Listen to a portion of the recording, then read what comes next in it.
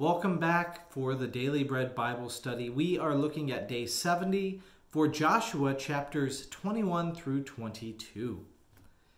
In Joshua 21, we focus on the Levites as they receive 48 cities in all, 4 from each tribe. So in Joshua 21 verse 4, we see that the lot came out for the families of the Kohathites. So those Levites who were descendants of Aaron the priest received by lot 13 towns from the tribes of Judah, Simeon, and Benjamin. The high priest gets the portion in the south, which may contribute to why Jerusalem becomes the center of worship and the capital for King David, a descendant of the tribe of Judah.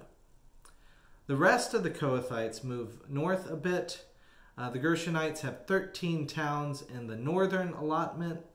The Merarites receive 8 towns in the eastern allotment. Over in the area beyond the Jordan, from the Reubenites and the Gadites, and then 4 ones up north with the Zebulites. So this is again the allotment for the tribe of Levi.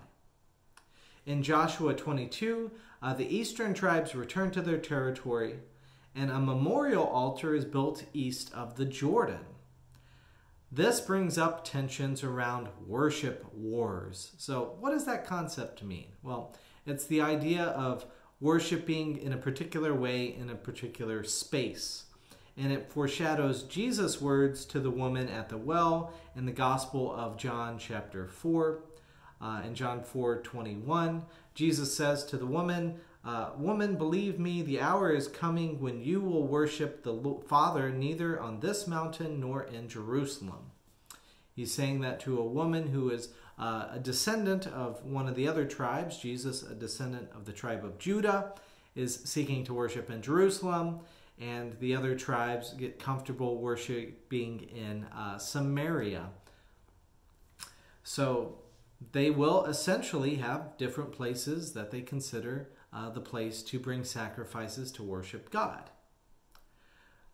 So Jesus kind of already is going to address these issues and foreshadows that here. So what happens? Is a potential fight going to ensue? Is this memorial altar a place of worship to replace the tabernacle? So much so in Joshua 22 verse 12, people are upset. And when the people of Israel heard of it, the whole assembly of the Israelites gathered at Shiloh to make war against the people who built the altar. They try and explain their altar and why it's a witness and not idolatry. In Joshua 22 verse 28, "And we thought, if this should be said to us or to our descendants in time to come, we could say, look at this copy of the altar of the Lord, which our ancestors made, not for burnt offerings, nor for sacrifice, but to be a witness between us and you.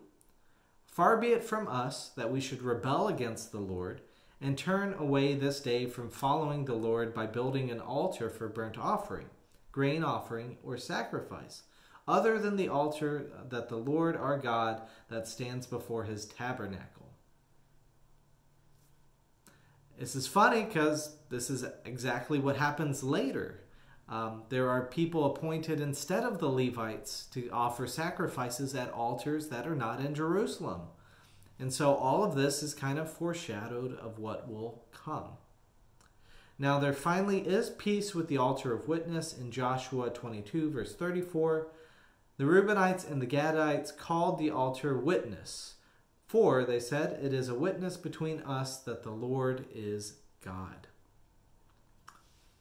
So anyways, they are at peace for that time, and that brings us to the end of this discussion for today. So I look forward to discussing more in the book of Joshua again next time.